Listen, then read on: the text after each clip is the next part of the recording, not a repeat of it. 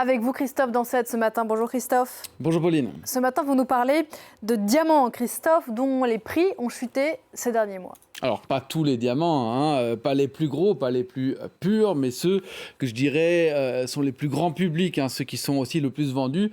Leur prix a baissé de l'ordre de 15 à 30%, voire plus, quand on prend l'exemple de Beers, qui est le numéro 2 mondial du diamant. Une pierre vendue 1400$ le carat il y a un an est facturée désormais autour de 850$. C'est une baisse de 40%.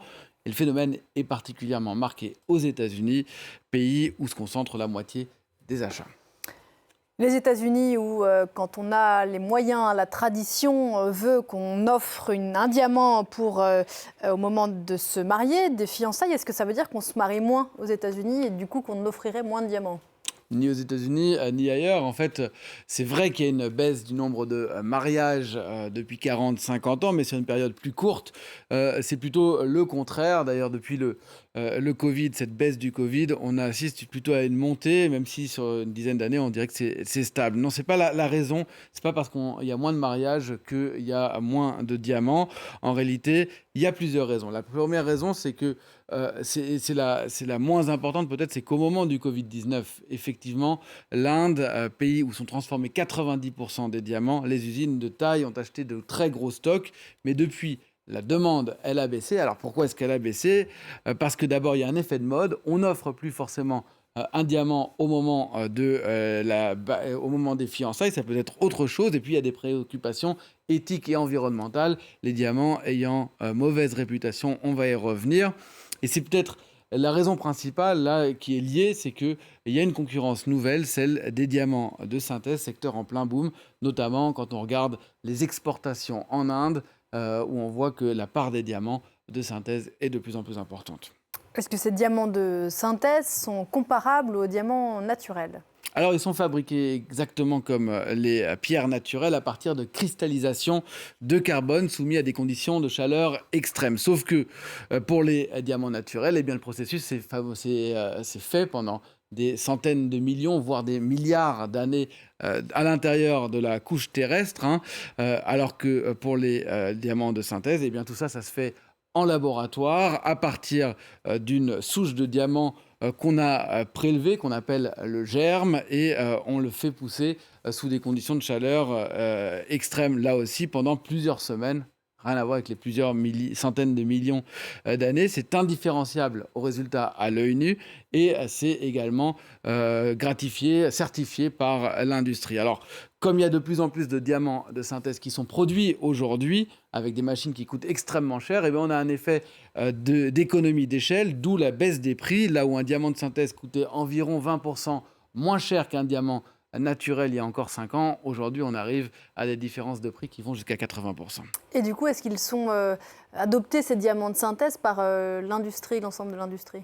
Alors ça, c'est aussi une grande question. Je dirais que ça divise l'industrie en réalité. Le Sud-Africain De Beers, dont je vous parlais tout à l'heure, numéro 2 du secteur, ancien numéro 1, avait lancé une gamme de bagues de fiançailles en 2018. À l'époque, c'était une révolution pour le marché puisque l'ancien leader mondial qui brisait ce tabou, jusque-là, il était opposé, vent debout contre ces diamants de synthèse.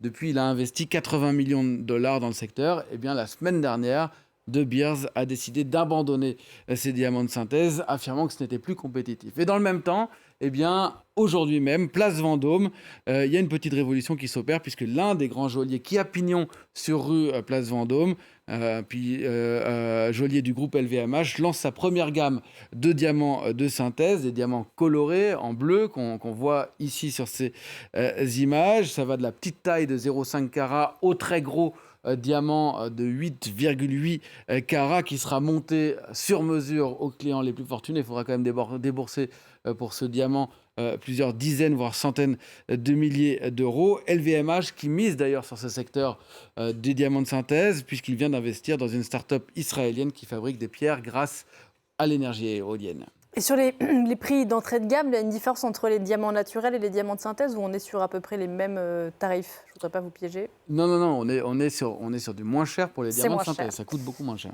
Sauf bien sûr les pierres exceptionnelles. Alors justement, est-ce que écologiquement et éthiquement, ces diamants de synthèse sont plus traçables, plus propres que les diamants naturels? Alors là aussi, vaste débat, hein. C'était l'un des arguments de ces nouveaux fabricants de pierres de laboratoire. Vous savez que la technologie, elle existe depuis les années 50. Elle était beaucoup utilisée dans un premier temps dans l'industrie et elle est adoptée depuis une dizaine d'années maintenant dans la joaillerie, grâce notamment à cet argument de diamant vert, si vous voulez. Les gros diamantaires, eux, ont évidemment rétorqué, affirmant qu'ils avaient aujourd'hui des méthodes pour garantir d'abord la provenance de leurs pierres, par exemple avec des systèmes de traçabilité pour éviter, par exemple, les diamants de conflit, les fameux Blood Diamonds qu'on a pu voir dans le film de Leonardo DiCaprio, et que les diamants de synthèse ne sont pas si verts que cela, puisqu'en grande majorité, ils sont fabriqués en Chine et en Inde, dans des usines qui utilisent des quantités astronomiques d'énergie, alimentées pour la plupart du temps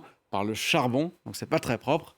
Alors les diamants 100% propres ne sont qu'une très petite minorité, même s'ils existent avec des usines, on l'a vu, 100% éoliennes, ou encore certaines startups qui proposent de fabriquer des pierres à partir de captation de dioxyde de carbone. Bref, si vous avez une conscience écologique, Pauline, et que vous aimez les bijoux, il faut regarder la provenance de ces bijoux, d'où qu'ils viennent. Et ça, c'est pas forcément encore une chose facile. Merci beaucoup Christophe, c'était l'Info Éco.